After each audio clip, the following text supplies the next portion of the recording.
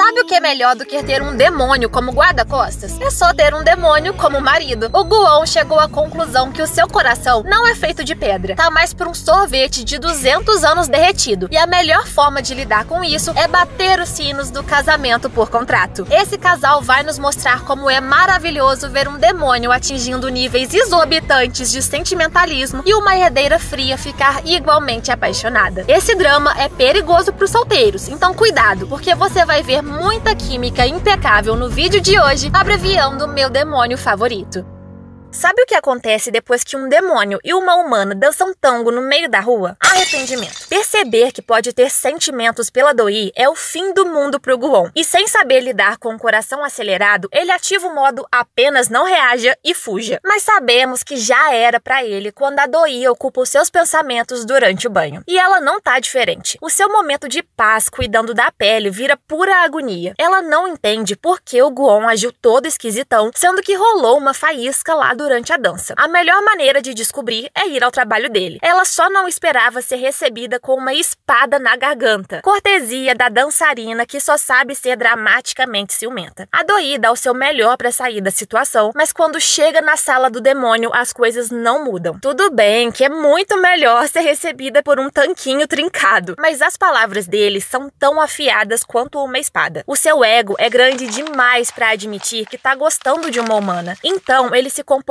como uma criança e a trata friamente como se tivesse acabado de sair do freezer. Pelo visto, perambular por 200 anos como demônio não adiantou nada pro amadurecimento. E não ajuda nada também quando a dançarina finge que eles têm uma conexão especial. É por isso que no dia seguinte, a Doi coloca a sua melhor expressão mortal ao encontrá-lo, o fazendo ficar extremamente birrento e bravinho. Mas manter esses dois distantes é complicado, né? Ainda mais quando o mordomo se disfarça de motoqueiro para surpreender o chefe no escritório. Enquanto o Guon corre para perto da sua ser-humaninha, a fiel secretária da Doi cuida do falso invasor e apesar daquele salto matador, eu sinto de longe o cheiro de namoro. Enquanto esse quarteto amoroso se odeia, o filho mais velho da Madame Jill, o Sukmin, ameaça a equipe corporativa para derrubar a Doi. É assim que ele ganha a eleição para ser o presidente interino enquanto o cargo tá aberto. Claramente, a Doi não confia nele e só piora quando seu único aliado, o Sok-hun, mostra registros contábeis que provam uma fraude acontecendo nos bastidores. Para Doi, proteger a empresa da falecida é prioridade, e é por isso que ela precisa se casar logo e assumir os negócios. E bem, poderia muito bem ser aquele carinha ali se mordendo de ciúmes, mas não, ela escolhe sair com um promotor que a Madame Jill queria, retirado diretamente do lixão. O sujeitinho é uma negação e só abre a boca para soltar cantadas horripilantes. Mesmo se corroendo de ciúmes, o Guon mantém a pose de guarda-costas, mas como dizem, paciência tem limite e a dele dura muito pouco. A lagosta na mesa é a melhor opção para calar a boca do matraca, mas ainda assim a Doi sugere registrar o casamento logo. O Guon, claro, odeia a ideia, porque sabe que ela tá agindo num impulso e no desespero, mas em vez de demonstrar preocupação, ele a leva até o gangster para arrancar alguma informação útil. Só que o jeito pontudo e voador que ele usa pra isso é que não agrada nada a Doi. E de novo, eles brigam feio. No meio do descontrole, ele a culpa pela bagunça que a sua vida virou. Já ela, machucada, o dispensa de ser guarda-costas, se é tão cansativo assim eles estarem juntos. E não é que ele a abandona mesmo, gente. Isso era tudo que o assassino queria, a sua vítima sozinha. Quando chega em casa, a Doi encontra o maluco da nuca machucada, que facilmente a domina, a pendura pra fora da varanda altíssima com um simples lençol e começa a cortar o pano, ignorando as súplicas dela. Mas aqui está a salvação. Antes de ser atacada, a Doi usou o cérebro e pediu socorro para os contatos de emergência. E imediatamente o demoninho botou o carro para voar, maratonou as escadas do prédio e chegou a tempo para salvá-la. Os dois despencam juntos em queda livre, mas enquanto a tatuagem funcionar, os dois estão a salvo. Ele a consola quando ela se debulha em lágrimas, sem saber que o segundo contato de emergência que chegou tarde demais, observa ali no cantinho todo melancólico. Quando as coisas se acalmam um pouco, o Sok-hun fica curioso para saber como os dois se salvaram, mas nenhum deles está disposto a responder por razões óbvias. Por enquanto, todos focam no criminoso e matam a charada sobre o disfarce das mil faces. Abalada por ter passado tão perto da morte, a Do-hee só é tirada dos seus pensamentos quando, no calor do momento, o quase primo a pede em casamento para mostrar que ela não precisa enfrentar tudo sozinha. Mas ele não é o único. O Gu-won também estende a sua mão na jogada. Não é todo dia que dois homões fazem uma proposta dessas, mas a Do-hee ainda precisa pensar numa resposta, pro absoluto choque do Gu-won. Se quiserem casar com essa donzela, vão ter que ralar. E o Sok-hun é o primeiro a tentar a sorte, assumindo seu amor de longa data com um buquê improvisado. Já o Gu-won só pode se entupir de café instantâneo que ele tanto odeia para evitar queimar de ciúmes ao ver os dois juntos. Pro demônio, o motivo para pedi-lo em casamento é simples. Ele não quer que a Do-hee morra. E já diziam os sábios, quanto mais simples, melhor. Para chocar bastante, a Do-hee escolhe um evento corporativo para anunciar triunfalmente que se casaria no dia seguinte. Com quem será? Com quem será? Com quem será que a Do-hee vai casar? Com o demônio mais gato do planeta Terra. Ok, é um contrato de casamento secreto, mas não deixa de ser casório. O trato é descomplicado. Eles seriam o casal perfeito em público até que as duas partes alcançassem os seus objetivos: capturar o criminoso e tornar a Do-hee presidente, e pro Gu-won recuperar os seus poderes. Eles desfilam pela família carrancuda e escandalizada, atiçam a rivalidade entre o mordomo e a secretária sobre quem aplaude mais alto e deixam o Sok-hun abatido para trás. Ah, e eles quase garantem a nossa consulta no cardiologista também, quando fingem um beijo que não aconteceu por uma margem milimétrica. Nós e o Sok-hun ficamos chupando o dedo, mas foi a decisão certa. Ela não podia arruinar o relacionamento que já tinha com ele como família. E eu nem preciso dizer que o Gu-won adorou esbanjar que ganhou essa batalha. Outra coisa que o demoninho ganhou foi uma vida de casado, e ele percebe que essa vida pode ser bem comum, tirando o fato dele hilariamente limpar a zona da Do-hee com seu estalar de dedos. Ele só não parecia preparado para enfrentar o constrangimento da primeira noite como recém-casados. Eles dormem em quartos separados, mas a tensão é óbvia, e ele mal controla o sorrisinho bobo ao ver o rostinho matinal dela. Como é fim de semana, o Gu-won tá pronto para ficar de preguicinha, mas a Do-hee tem outros planos. É um dia perfeito para investigações. O casal se teletransporta para onde o neto da Madame Jill está, porque o acham suspeito. E não é para menos, né? Olha o sorriso do maluco. Isso porque não sabem nem a metade. O garoto faz tratamento psiquiátrico porque é absurdamente violento, com instintos assassinos mesmo. Nem dá para aumentar a dose da medicação porque ele já machucou o próprio médico. Então, a programação de lua de mel dos recém-casados é perseguir o moleque, mesmo que o Gu-won só quisesse parar para tomar um cafezinho. Eles o seguem até os armários do metrô, lugar onde o matador mascarado troca informações com seu empregador, o Luvinha de Couro, mas dessa vez não tem nada lá dentro. Ver o garoto ali com certeza é bem suspeito, mas como o Gu-won e a Do-hee são péssimos espiões, eles quase são pegos, ainda mais quando os poderes escolhem falhar naquele momento. O dia mais uma vez é salvo pelo demônio superpoderoso que a puxa para um selinho de verdade para esconder os seus rostos. Assim, o lunático recua pensando que só flagrou um casal apaixonado na cabine fotográfica. Apesar do sufoco ter nos rendido um beijinho, ficar contando com a sorte é perigoso. Por que raios a magia tá dando tilt? Surpreendentemente, uma senhora sem teto que vira e mexe tromba com o Gu-won por aí parece ter uma resposta, mas por enquanto ela só joga profecias enigmáticas e pede pix para Jesus Corporações, uma associação de caridade. Eu bem vi o bonezinho dela com um ó desbotado, deixando subentendido a palavra God, Deus. Assim, me parece uma grande dica, mas o casal não dá bola. Eles só continuam a missão 007. Só que como qualquer proximidade começou a deixá-los afetados demais, eles decidem partir para outra. Que tal uma mudança? Mas ninguém avisou que o Gu-won estava se mudando junto com seus bens de 200 anos de vida, o suficiente para deixar o mini palácio da Do-hee apertado. Sinto muito te informar, mas não vai rolar. O demônio e suas 500 caixas de bugigangas são expulsas até que contratem a Marie Kondo ou até ele aprender a ser mais minimalista. Enquanto ele se muda temporariamente para o carro com o ego ferido, o Sok-hun visita visita a Doi para mostrar o que encontrou numa pesquisa. Uma foto de 1977, onde existe alguém idêntico ao Guon. A Doi sabe muito bem que é o próprio demônio, mas finge tranquilidade. Nó, olha só como os genes são poderosos mesmo, hein? Meu marido é igualzinho aos seus parentes por 9 décadas. Que curiosidade. Claro, o sobrinho não nasceu ontem e decide bater um papo direto com o Guon. Eu sei o que você é. Diga,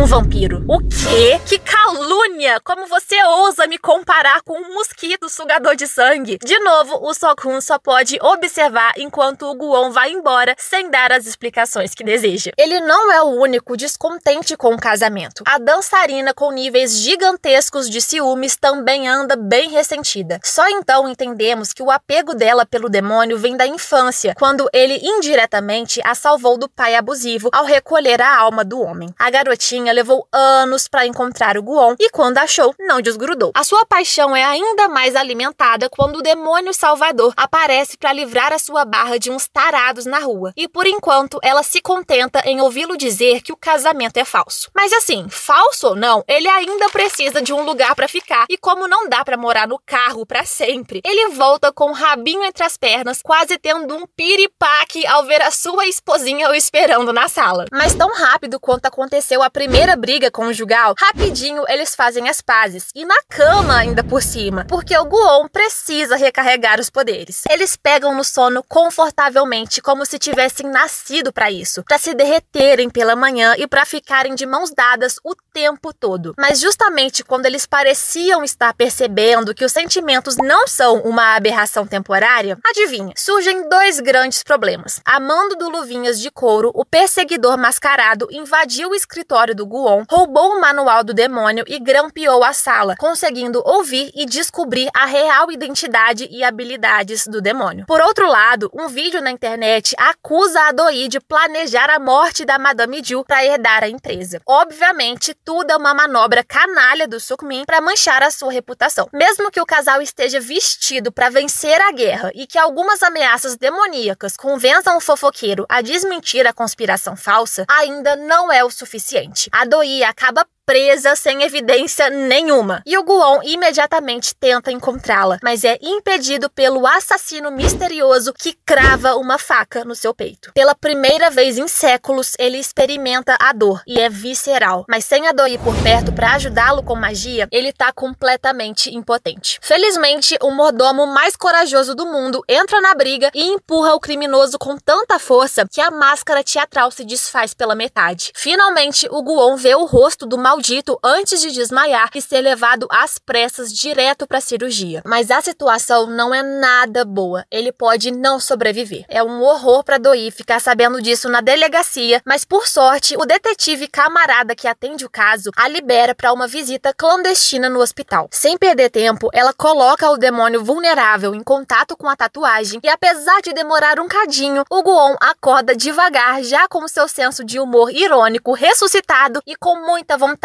de um abraço apertado e desajeitado. E sim, a gente reagiu exatamente como os dois assistentes ali do lado. Aquilo foi suficiente para tirá-lo da beira da morte, mas com os poderes falhando, ele continua muito fraco. Apesar de estar com dor e traumatizado com pesadelos sobre fogo e sobre uma dançarina de espadas da sua vida humana, ele se diverte importunando o mordomo para alimentá-lo na boquinha. Para nós também é super divertido quando novos visitantes chegam. O batalhão de gangsters que o perseguia. Mas tá tranquilo agora, porque a gangue não tá mais atrás de vingança. Eles estão ali porque escolheram um novo chefe. É ele mesmo, o Guon, e estão prontos para defendê-lo, jurar lealdade e distribuir muitos e muitos corações. Pouco tempo depois, a Doi é solta por falta de provas e considerando que o seu esposo quase morreu, a opinião pública muda totalmente a favor da sua inocência. Isso significa que ela pode ficar juntinha do seu Guon, que virou um bebezão carente. Mas tudo bem, se a medicina demoníaca prescreve abraços para recarregar os poderes, eles seguem à risca. Melhor ainda se o contato mais direto acelerar o processo de cura e fizer os dois dormirem agarradinhos. Por mim e pelo Guon, eles ficariam o dia inteiro de folga na cama, mas a Doi tem que trabalhar. E além disso, a pontada de culpa começou a bater, graças à dançarina ciumenta que plantou a semente da discórdia. Ela culpa a Doi por tornar a vida do Guon miserável e acusa o Guon de virar considerar um humano fraco por estar apaixonado. Infelizmente, isso martela na cabeça da Doi e, com medo de colocar o Gu-on em perigo, ela toma uma decisão. Por mais que queira fazer justiça a Madame Ju e manter o legado, ela tá cansada de ver pessoas que ama morrerem por sua causa. É por isso que durante a reunião do conselho, ela renuncia à presidência e à herança para felicidade da corja e tristeza e confusão do Gu-on. Mesmo que a Doi minta, dizendo que desistiu de tudo, inclusive dele, por não poder contar mais com a proteção dos poderes mágicos, ele não cai nessa desculpinha pobre. Quem confirma que a Doi não quer se afastar é o próprio Sok-hun, que acaba entregando a sua amada de mãos beijadas ao demônio. Ele corre para encontrá-la e finalmente cede aos seus sentimentos humanos crescentes, confessando que não se importa em ficar fraco ou até morrer, porque ela é o destino que ele não pode evitar. O beijo apaixonado e molhado deles na estufa é a melhor confissão de amor que poderiam se dar. O mundo pode desabar ao redor deles, mas enquanto estiverem juntos, só isso importa. Depois desse beijo sensacional, não existem limites pro contato físico. Eles voltam pro AP, mais especificamente pro quarto, e fazem tudo o que tem direito, me deixando de boca aberta. Mas gostamos assim mesmo, sem tempo a perder. Afinal, sabe-se lá quantas horas de folga eles têm até que os problemas voltem. É justamente querendo aproveitar a vida que o Gu-on pretende superar todos os maridos do mundo e fazer com a Doi o máximo de coisas que um dia ele ridicularizou, até que o seu amor, proteção e olhos estrelados a deixe diabética. E olha, a lista é longa. Pedir cardápio especial para casais, pedalar de bicicleta dupla e observar a paisagem como um casal ofensivamente lindo. Quando a noite cai, ele a conduz numa dança lenta ao som da música do assassino, decidido a transformar uma lembrança ruim numa memória doce. E olha, se a vida sem o perigo de sucessão for assim, foi esse romance todo, a Doi tá pronta para assinar o documento oficial de renúncia sem peso na consciência. Já o Gu-on não fica tão feliz assim, né? Por ele, a sua esposa deveria ser dona até do universo. Mas como não dá, ele a convence de pelo menos ver o rosto do assassino para ficar mais tranquila. O problema é o poder dele dando mais mau contato que a nossa internet. A sorte foi do mascarado, que ficou paranoico depois de ler o manual do demônio e descobrir o poder de rastreamento. Enquanto ele aproveita suas horinhas de vida restantes, a Doi se preocupa com outra coisa: competir com a secretária, quem fica mais maluca de bebida depois do expediente. Elas se soltam, riem, choram, passam vergonha, muita vergonha, e sobra pro Gu-on e pro mordomo lidarem com as consequências. Um não tá muito contente e o outro tá